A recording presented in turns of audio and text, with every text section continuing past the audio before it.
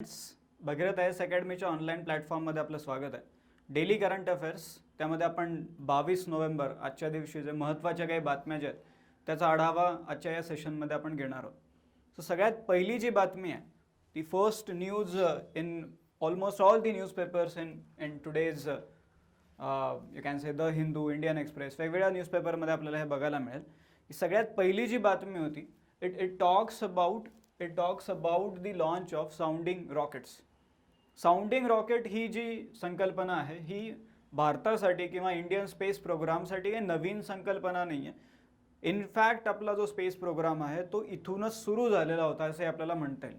So sounding रॉकेटबद्दल बातमी काय होती ती आपण सगळ्यात पहिले बघू की ISRO to attempt 200th successful launch of sounding rocket in a row. 200 successful launch in a row म्हणजे आतापर्यंत सलग 200 वेळा सक्सेसफुली हे लॉन्च झालेले रॉकेट्स आहेत. So Indian space research organisation is going to attempt this 200th launch of sounding rocket, ज्याचं नाव आहे Rohini RH-200 sounding rocket. Rohini RH-200 sounding rocket. This will be launch from Thumba which is near Thiruvananthapuram. ही एक बातमी झाली आणि त्यामध्ये आपण बघू की बेसिक्स RH-200चे काय आहेत आणि ओव्हरऑल साऊंडिंग रॉकेटबद्दल आपल्याला एक्झॅक्टली काय काय डिटेल्स इथे बघता येतील. So when you talk about this rocket, यामध्ये जे फ्युएल वापरलं जाणार आहे obviously this will be travelling with the help of fuel only. त्यामुळे याच्यात फ्युएल जे वापरलं जाणार आहे that is solid fuel. So this is a solid motor powered expendable rocket. एक्सपेंडेबलचा अर्थ काय होतो की असं रॉकेट जे फक्त एकदाच वापरलं जाऊ शकेल. So this is the expendable rocket capable of climbing up to a height of रफली 70 किलोमीटर. जे काही त्यामध्ये इन्स्ट्रुमेंट्स असतील, आता इथे पेलोड जे सांगितलेलं आहे bearing payload means was this is nothing but the instrument we are talking about, की वेगवेगळ्या प्रकारचे जे सेन्सिंग इन्स्ट्रुमेंट आहेत ते घेऊन 70 किलोमीटरपर्यंत हे रॉकेट जाऊ शकते. आणि तिथून पुढे काय करणार आहे तर तिथून पुढे अप्पर ॲटमॉस्फिअर जे आहे आपलं अप्पर ॲटमॉस्फिअर त्याचा अभ्यास ह्या रॉकेटच्या द्वारे आपल्याला करता येऊ शकतो.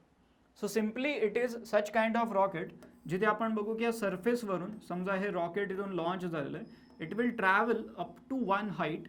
इथे जे अप्पर ॲटमॉस्फिअर आहे त्याचा अभ्यास इथे केला जाईल आणि त्यानंतर हे खाली येईल. So this is such kind of trajectory which we can see. Sounding रॉकेटचे हे बेसिक ट्रॅजेक्टरी आपण बघतोय. Now talking about the sounding rocket, इस्रोच्या वेबसाईटवरती आपल्याला हा अशा प्रकारचा फोटोही त्यांनी दिलेला आहे. This is nothing but the sounding rocket which we talk about. Now let's see some of the basics of sounding rocket. हे इस्रोच्या वेबसाईटवरती आपल्याला हे डेटा बघायला मिळतं. सो साऊंडिंग रॉकेट म्हणजे काय असतं, आत्ता जे आपण बघितलं this is basically a single stage type of rocket. But rocket जे आहेत ते 2 स्टेजमध्ये पण असू शकतं, like 1 stage and 2 stage. That there are 2 different stages at different point of time. वेगवेगळ्या स्टेजेसमधून जे मोटर्स असतील ते ऑपरेट होतील.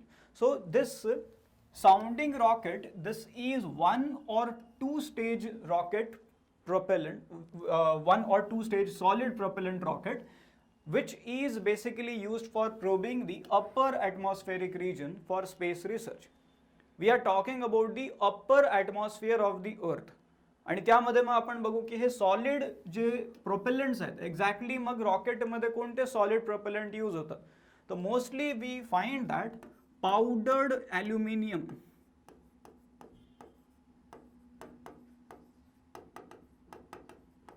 पावडर्ड ॲल्युमिनियमचा वापर या प्रोपेलंट्समध्ये केला जातो.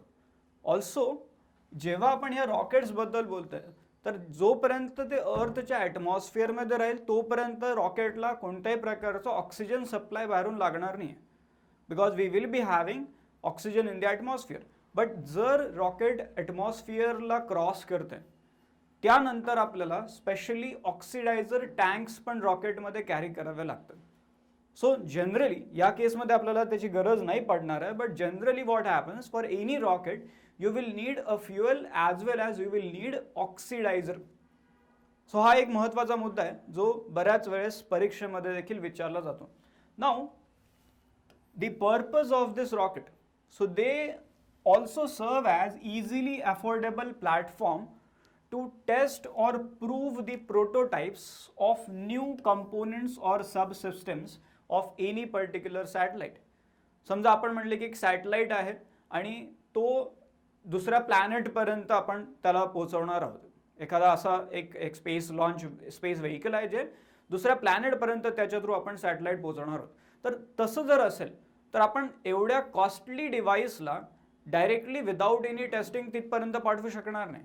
That will not be feasible kind of thing. त्यामुळे इथे आपण अशा प्रकारच्या रॉकेट्सचा वापर करून त्या कंपोनंट्सला त्या इन्स्ट्रुमेंट्सला ॲटमॉस्फिअरच्या अप्पर पार्टमध्ये जाऊन कशा प्रकारे ते ऑपरेट होतात याची टेस्टिंग आपण करू शकतो. So it can be that easily affordable platform sounding rockets to test or prove the prototypes of new components or subsystems intended for use in the launch vehicle and satellites. त्यामुळे एक testing platform म्हणून पण या sounding रॉकेट्सला बघितलं जाऊ शकते. Then the launch of first sounding rocket, this is the factual detail जे आपल्याला माहिती पाहिजे की सगळ्यात पहिलं साऊंडिंग रॉकेट कधी लॉन्च केलं गेलेलं आहे. So the first sounding rocket from this Thumba which is near Thiruvananthapuram. So इथून हे साऊंडिंग रॉकेट लॉन्च केलं गेलेलं होतं and this was on 21 of November 1963. आणि इथून आपण बघतो की इंडियन स्पेस प्रोग्रामचं एक बिगिनिंग आपण इथून बघू शकतो. And when you talk about the Indian space programme तर तिथे आपण बघतो की साऊंडिंग रॉकेट्स कंटिन्युअसली लॉन्च करत राहिलेले आहेत. And after that ultimately in 1969 we find the establishment of ISRO. Then in 1972 you find the establishment of Department of Space ज्याच्या under इस्रोला नंतर आणण्यात आलेलं होतं. सो ह्या ज्या डिटेल्स आहेत ह्या आपल्याला कामाच्या कुठे आहेत मग? एक तर आपण म्हणलं की MPSC मध्ये अशा प्रकारच्या डेट्स विचारल्या जाऊ शकतील. सेकंड वी कॅन एक्सपेक्ट की मेन्स परीक्षा जी असणार आहे MPSC as well as UPSC तिथे आपण अशा प्रकारचे प्रश्न बघू शकतो की explain the developments of India in the space sector since it's Inception. किंवा स्पेस सेक्टरमध्ये इंडिया जेव्हा उतरलेला आहे त्यानंतर काय काय इंडियाचे डेव्हलपमेंट्स त्यामध्ये झालेले आहेत. अशा प्रकारचा ऑलरेडी एक प्रश्न UPSCने त्यांच्या मेन्स परीक्षेमध्ये विचारलेला होता आणि MPSC मध्ये पण हे विचारलं जाऊ शकतं. मग विचारलं जाऊ शकतं तर कोणत्या पेपरमध्ये विचारलं जाऊ शकतं? तर आपण सिलेबसमध्ये जर बघितलं तर space awareness in the field of space अशा नावाचा एक टॉपिक आहे. Awareness in the field of space. मग कुठे आहे हा टॉपिक? तर जनरल स्टडीज पेपर 3 मध्ये आपल्याला हा टॉपिक बघायला मिळतो. सो तिथे आपल्याला मेन्समध्ये अशा प्रकारचे प्रश्न विचारले जाऊ शकतील. ॲट दी सेम टाइम प्रिलिम्समध्ये तर आहेच इम्पॉर्टंट. सो कुठे आपण बघतोय की 1963 मध्ये सगळ्यात पहिले अशा प्रकारचं रॉकेट लॉन्च केलं गेलेलं होतं. आणि त्यावेळेस ऑब्व्हियसली इंडिया त्यामध्ये सेल्फ सफिशियंट नव्हता and we were having dependence on various countries, France, Russia यांच्या मदतीने आपण हे सगळे जे रॉकेट्स आहेत हे डिझाईन देखील केलेले होते. बट अल्टिमेटली 1975 मध्ये आपण एक स्वतःचा इंडिजिनस असा प्रोग्राम चालू केलेला होता आणि त्या अंडर हे सगळे साऊंडिंग रॉकेट्स जे आहेत एका प्रोग्रामच्या अंडर लॉन्च केले गेलेले होते. So in 1975 all the sounding rocket activities were consolidated under the Rohini Sounding Rocket RSR, Rohini sounding rocket programme. So त्या प्रोग्रामच्या अंडर आपण हे सॅटेलाइट्स जे आहेत हे लॉन्च तिथे केलेले होते. Rohini sounding rocket programme. Also we can see RH-75 नावाचा हा जो सॅटेलाइट होता RH-75 त्याची डायमीटर त्यांनी दिलेली होती 75 mm. It was first truly Indian sounding rocket which was later followed by RH-100, RH-125 rockets. आणि त्यामध्ये आपण आता मग याच सिरीजच्या थ्रू पुढे बघतोय RH-200 नावाचं साऊंडिंग रॉकेट रिसेंटली आपण लॉन्च केलेलं होतं और going to launch in the recent time. सो ही एक बातमी झाली ज्यामध्ये आपण स्पेस फील्डमधल्या काही डिटेल्स इथे बघू शकतो. Now let's talk about the second news. आता ही जी बातमी आहे ही आपण सोशल जस्टिस या टॉपिकमध्ये बघू शकतो. General studies paper 2 social justice. In that this can be one important news that union health मिनिस्ट्रीने इंडियाची पहिली सुसाईड प्रिव्हेन्शन पॉलिसी अनाऊन्स केलेली आहे. Suicide prevention policy. आता मिनिस्ट्री कोणती यामध्ये आपल्याला बघायला मिळते, तर ministry of health and family welfare यांनी अनाऊन्स केलेली आहे नॅशनल सुसाईड प्रिव्हेन्शन स्ट्रॅटेजी, जी फर्स्ट ऑफ इट्स काइंड आहे इंडियामध्ये. याआधी अशा प्रकारची आपल्याला बघायला मिळालेली नाही आहे आणि यामध्ये त्यांनी बऱ्यापैकी तिथे इम्प्लिमेंट करण्यासाठी एक आपण म्हणू की स्ट्रॉंग फीचर्स ॲड केलेले आहेत. So this will be having time bound action plan and multi sectoral collaborations, वेगवेगळ्या मिनिस्ट्रीमध्ये, वेगवेगळ्या डिपार्टमेंट्समध्ये, प्रायव्हेट सेक्टरचं इन्व्हॉल्वमेंट, लोकल गव्हर्नमेंटचं इन्व्हॉल्वमेंट, या सगळ्यामधून ते बेसिकली काय करण्याचा प्रयत्न करणार आहेत, तर सुसाईडमुळे ज्या डेथ होतात, सुसाईड मॉर्टॅलिटी, त्याला कमी करण्याचा प्रयत्न करणार आहेत 10% 2030 पर्यंत. So they will be planning, they will be trying to reduce the suicide mortality by 10% by 2030. So this is the target. Now let's talk about the features of this policy then. की यामध्ये काय काय features आहेत. आता time bound आपण आधीच म्हणलेलं आहे, इथे दिलेलं होतं that they will be having time bound action, किंवा पुढच्या 2 वर्षात काय करायचं, 4 वर्षात काय करायचं, त्या पद्धतीने त्यांनी एक पूर्ण प्लॅन्स इथे सेट करून ठेवलेले आहेत. सो काय एक्झॅक्टली फीचर्स आहेत, तर सगळ्यात पहिले आपल्याला सर्व्हिलन्स मेकॅनिझम तिथे एस्टॅब्लिश करायचं आहे असं त्यांचं म्हणणं आहे. That to establish the effective surveillance mechanism for suicide within next 3 years. Surveillance mechanism establish करणं. आता ह्या ज्या गोष्टी आहेत या एकदम इनिशियल फेजमध्ये आपण बघतोय आणि इथून पुढे एक्झॅक्टली मग ते काय करणार हे आता पुढच्या काही काळामध्ये आपल्याला बघायला मिळेल की काय एक्झॅक्टली त्यांचे प्लॅन्स आहेत की सर्व्हिलन्स कशा पद्धतीने ते करणार. But they are saying that we need to establish the effective surveillance mechanism for suicide within next 3 years. Then second point is to establish the psychiatric outpatient department. Psychiatric outpatient departments that will provide the suicide prevention services through the district mental health program. So district mental health program जो आहे, जसं आपण आत्ता आधी बोललो की local गव्हर्नमेंट्सला ते वापरणार आहे.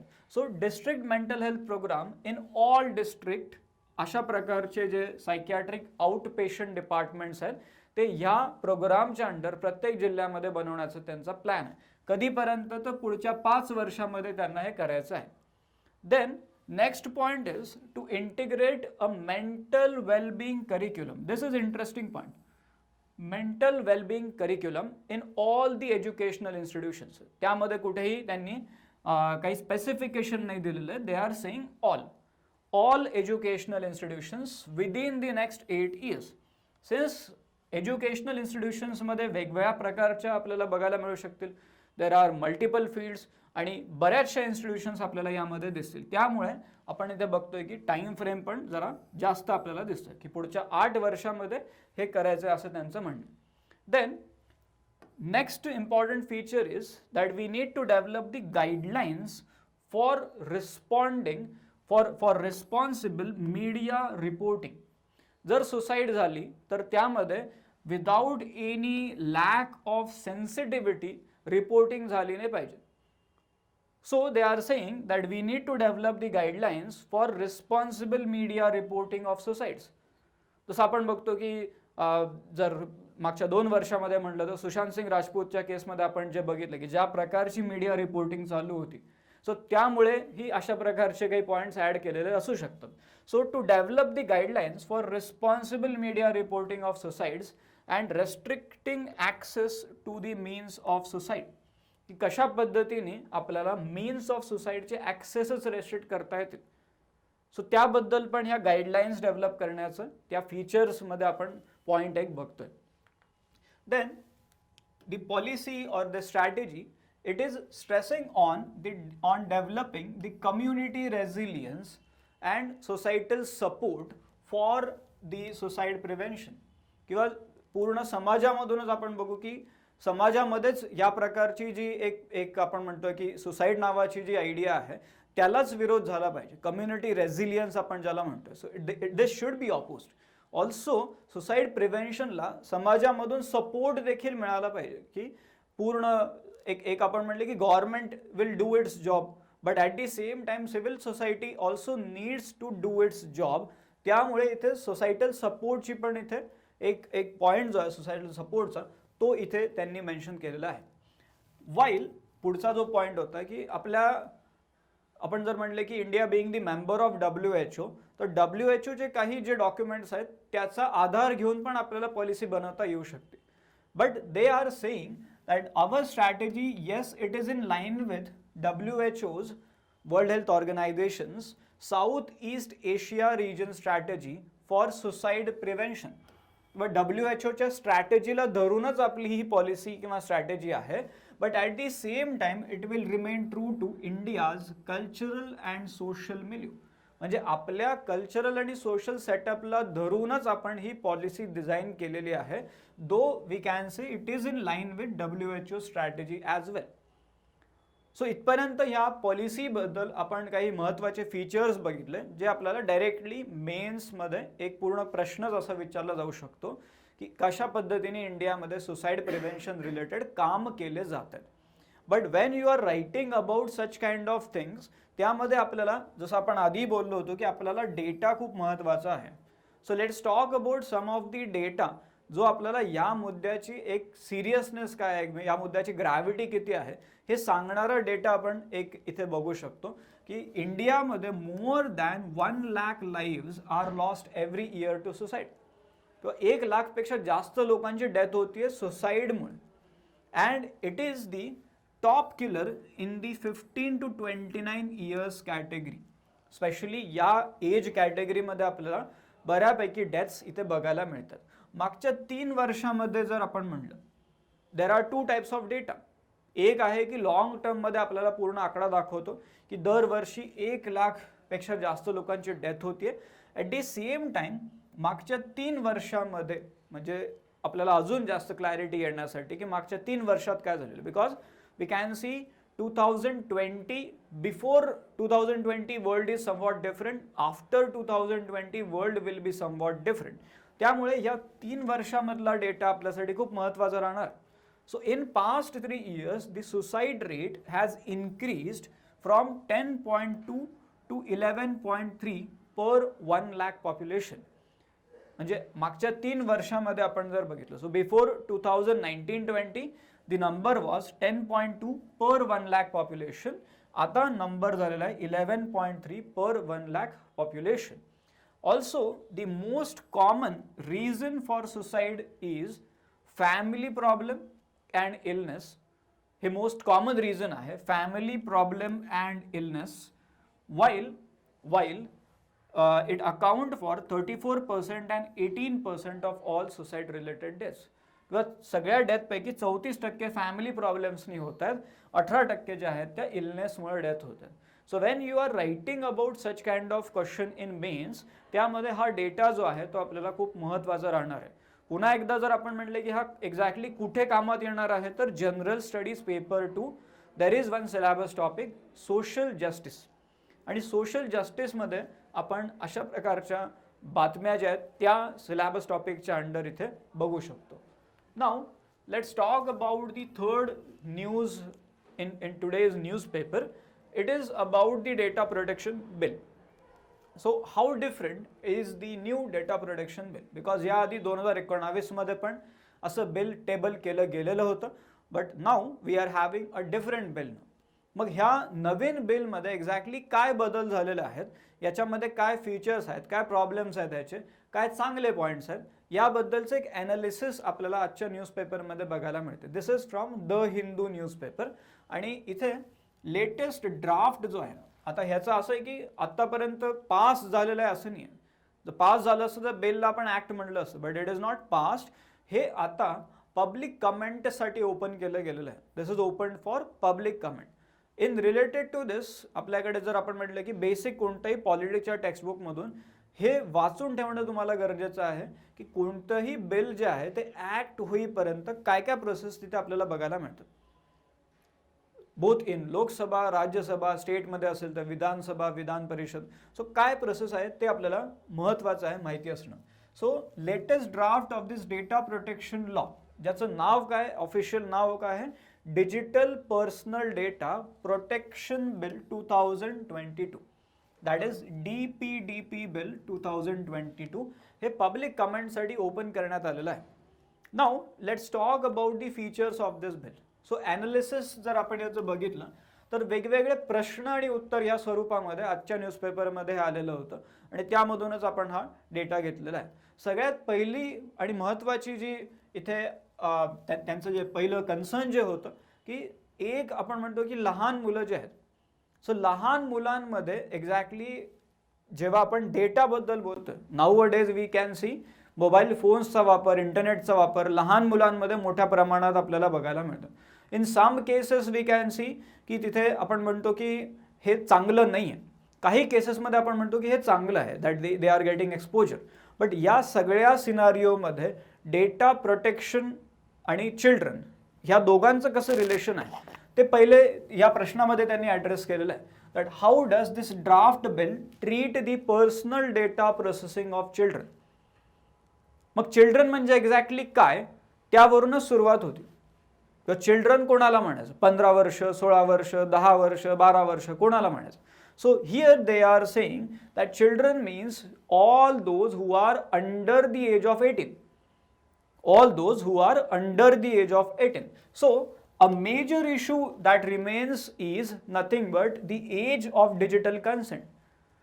म्हणजे त्या वयापर्यंत आपण म्हटलं की 18 वर्ष इथे ठेवलेलं आहे त्यांनी. सो 18 वर्ष वयापर्यंत कोणताही डेटा जो आहे, जर गव्हर्नमेंटला लहान मुलांचा कोणताही डेटा जर तिथे प्रोसेस करायचा असेल, कलेक्ट करायचा असेल, तर तिथे त्यांच्या पॅरेंट्सची किंवा गार्डियन्सची परमिशन लागणार आहे. ऑल्सो याचा अर्थ असा पण होतो की 18 वर्ष वयापर्यंत ते जे लहान मुलं किंवा मुली आहेत त्यांना अशा प्रकारचा डेटा वापरण्यासाठी पॅरेंट्स किंवा गार्डियन्सचं तिथे एक ऑथॉरिटी किंवा एक परमिशन जी आहे ती लागणार आहे. सो याचं एक जो कन्सर्न जो त्यांनी सांगितला की जर 18 वर्ष वयापर्यंत यांना जर अशी सूट दिली नाही लहान मुलांना किंवा मुलींना डेटा यूज करण्याची, तर तिथे प्रॉब्लेम काय होणार आहे, तर त्यांची जी क्रिटिकल थिंकिंग आहे ती डेव्हलप होण्यामध्ये कुठे ना कुठे हे बॅरियर म्हणून पण ॲक्ट होऊ शकते. That is one of the concern which is put forward here. So major issue is age of digital consent, which is the age at which an individual can consent to their personal data being processed. किंवा मी consent देतो की माझा जो personal data असेल तो तुम्ही process करू शकता. मग तुम्ही म्हणजे कोण, तर गव्हर्नमेंट ऑथॉरिटीजला अशा प्रकारची परमिशन आपण देऊ शकतो. And this age continues to be 18. 18 is that age.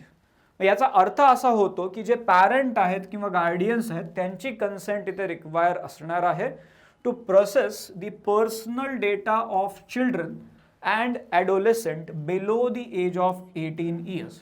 This is one thing ज्यामध्ये बऱ्याच प्रमाणामध्ये आपण इथे बघतो की कन्सर्न्स लोकांनी मांडलेले आहेत की असं जर केलं तर काय होणार आहे, 18 वर्ष वयापर्यंत ते फ्रीडम जे आपण म्हणतो, डिजिटल फ्रीडम पण त्याला म्हणता येऊ शकेल, जे इथे 18 वर्ष वयापर्यंत मुलांना किंवा मुलींना ते मिळणार नाही आहे.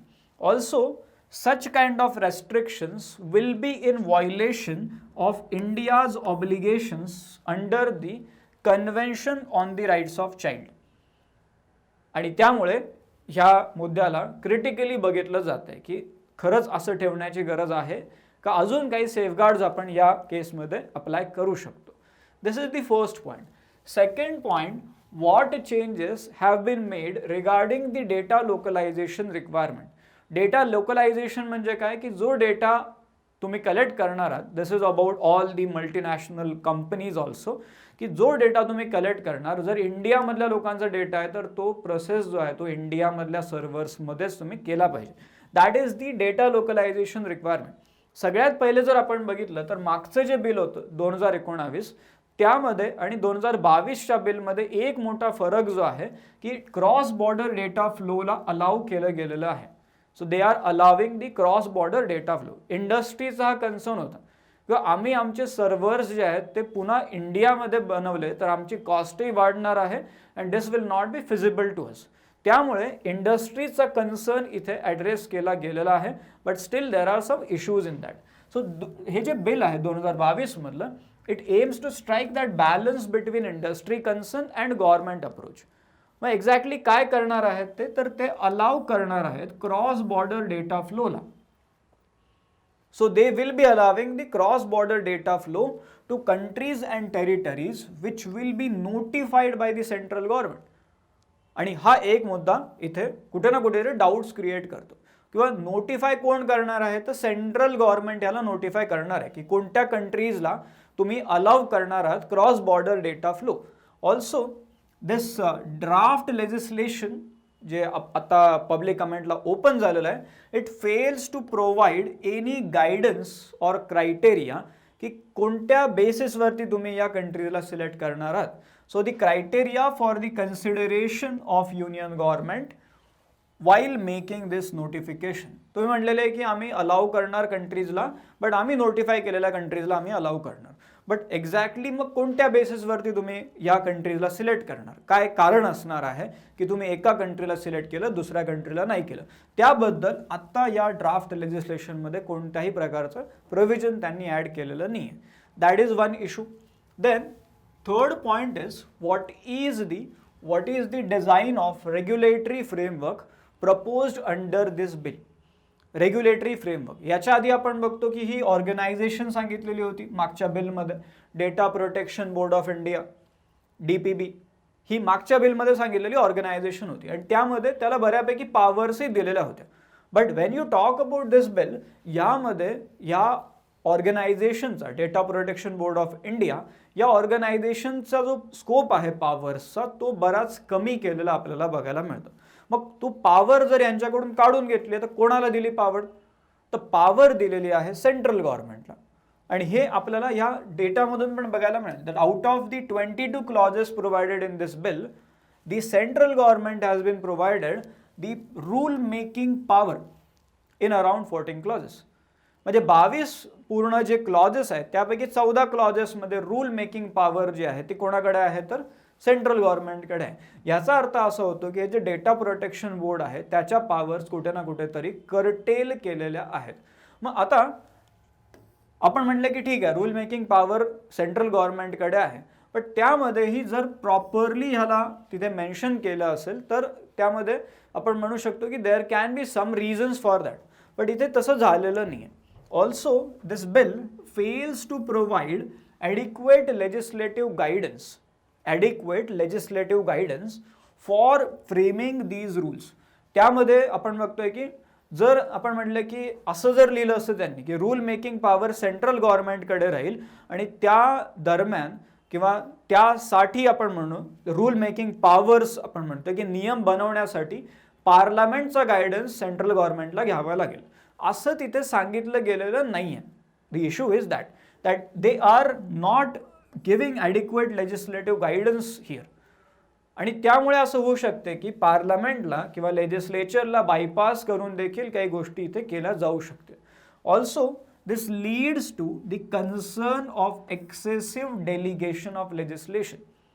कारण रूल मेकिंग पॉवर जी आपण म्हणतोय this will be job of legislature, but हे जे लेजिस्लेशनचं जे काम असेल ते डेलिगेट केलं जातं सेंट्रल गव्हर्नमेंटला. आणि त्यामुळे इथे असं होऊ शकते की there can be concern of excessive delegation of legislation. आणि हा एक महत्त्वाचा मुद्दा इथे त्यांनी मांडलेला आहे. Lastly the central government exercises greater control over this board also. Already त्यांच्या पॉवर तर कर्टेल झालेल्याच आहेत, but they are also having control over this board, data protection board of India. मग कशा प्रकारे कंट्रोल आहे, तर इथे आपण बघू शकतो की it will appoint the members of the board. तिथे सेंट्रल गव्हर्नमेंटचा रोल आहे. टर्म्स अँड कंडिशन्स काय असतील काम करण्याच्या ते ठरवण्याचं कामही सेंट्रल गव्हर्नमेंटचं आहे. Also the appointment and also they are laying out the functions of the DPB which it will perform them. म्हणजे टर्म्स अँड कंडिशन्स, कोणत्या टर्म्सवरती तुम्ही काम करणार आणि तुमचं काम काय असणार, the functions of this board, all this will be decided by the central government. आणि हा एक महत्त्वाचा कन्सर्न या बिलमध्ये आपल्याला बघायला मिळतं. Then what is the framework, पुढचा जो प्रश्न होता, what is the framework for state based processing of personal data.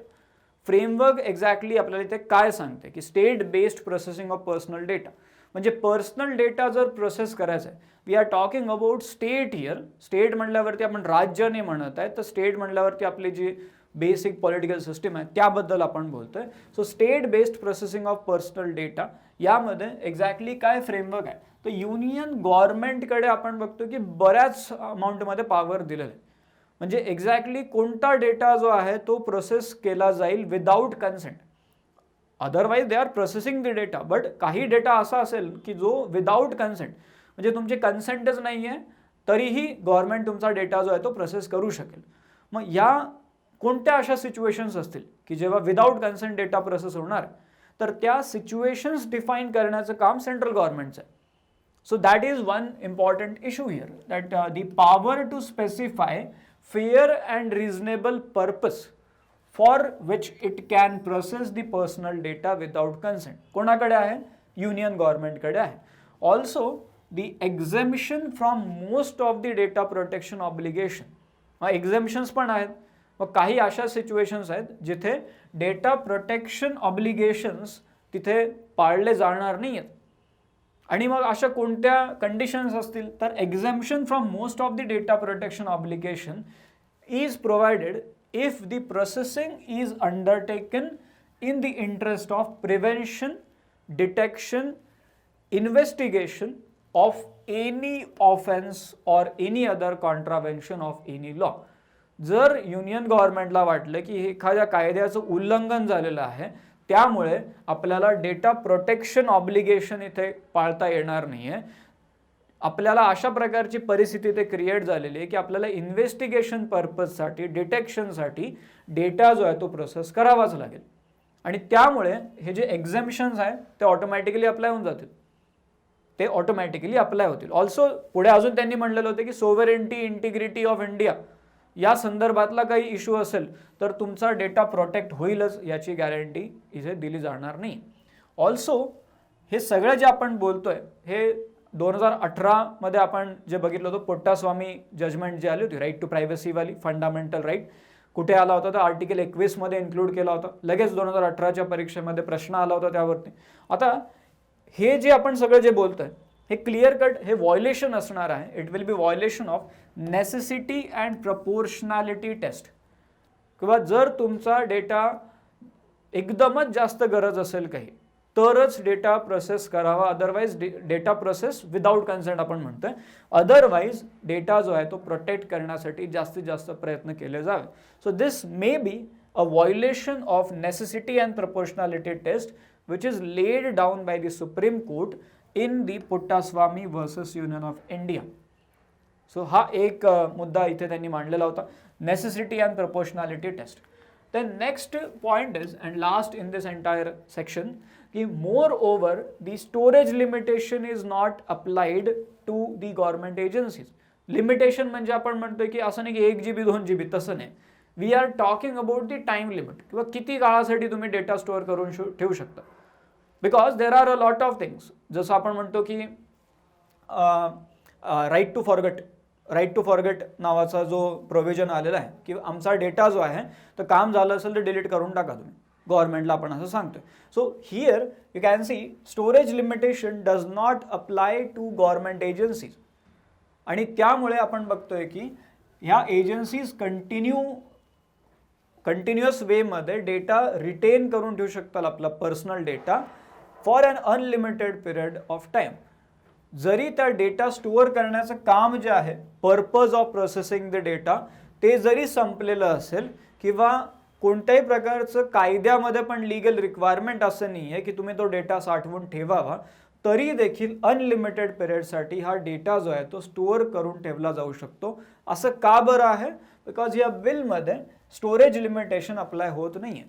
आता हे सगळे जे आपण इश्यूज बघितले यामध्ये असं नाही आहे की हे बिल जे आहे ते आता डायरेक्टली म्हणजे काळ्या दगडावरची पण रेग जशी म्हणतो, दगडावरची रेग, तसं आहे असं नाही.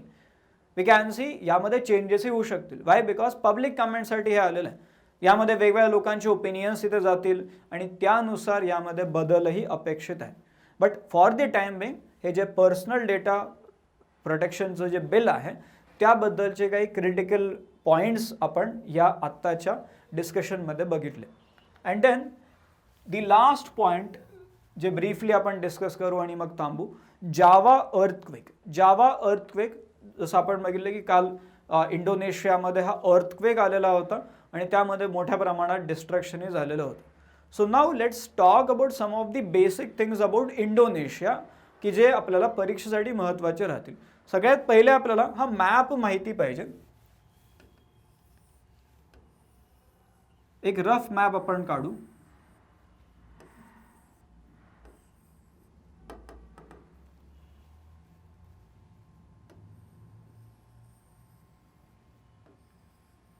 Again this is a rough map जो आपल्याला कधीही कामात येऊ शकेल. तर सगळ्यात पहिले जर आपण बघितलं तर समवेअर हिअर हे 0 डिग्री इक्वेटर पास होते इथून. 4 आयलँड सिरीजमध्ये आपल्याला माहिती पाहिजे. This is Sumatra, this is Java, this is Bali and this is Lombok.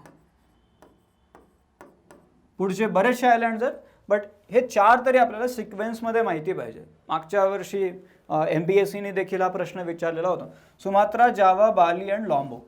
इथे जर आपण बघितलं तर हा जो भाग आहे याला बॉर्नियो म्हणतात.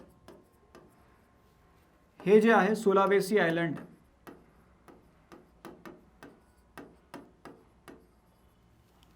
इथे जर आपण बघितलं अशा प्रकारचा एक भाग आपल्याला बघायला मिळतो मॅपमध्ये, which is basically part of Malaysia. असा इकडे मलेशिया, इकडे मलेशिया. इथे जे आहे ते ब्रुनी नावाची कंट्री आहे आणि बाकीचा इंडोनेशियाचा भाग आहे. So Borneo is one of the largest island in the world, ज्यामध्ये आपण 3 वेगवेगळे देश बघू शकतो. Then at the top most point इथे एक बंदर आहे ज्याचं नाव आहे ॲके, ACEH. इथे एक बंदर आहे सुमात्रामध्ये ज्याचं नाव आहे ॲके. इथून जर आपण बघितलं मध्ये पाणी आहे पूर्ण आणि पाण्याच्या वरती आपल्याला एक आयलँड बघायला मिळतं आणि जे कोणतं आयलँड आहे तर हे आपलं ग्रेट निकोबार आहे. अंदमान अँड निकोबारचा हा भाग, ग्रेट निकोबार. आणि हा जो भाग आहे मग हे जे मधलं पाणी आहे त्याला म्हटलं जाते ग्रेट चॅनल. आता great channel since it is different country, इंडोनेशियावरती अंदमान अँड निकोबारचा भाग आहे, तर हे जे ग्रेट चॅनल आहे, great channel, so this is nothing but the maritime boundary between India and Indonesia. India आणि इंडोनेशियामधली ही मेरीटाईम बाउंड्री आहे. जावा या आयलँडवरतीच आपण बघतो की इथे जकार्ता नावाची जागा आहे. नवीन कॅपिटल या भागामध्ये शिफ्ट झालेली आहे कालिमंटन प्लॅटूवरती, बट दिस इज जकार्ता.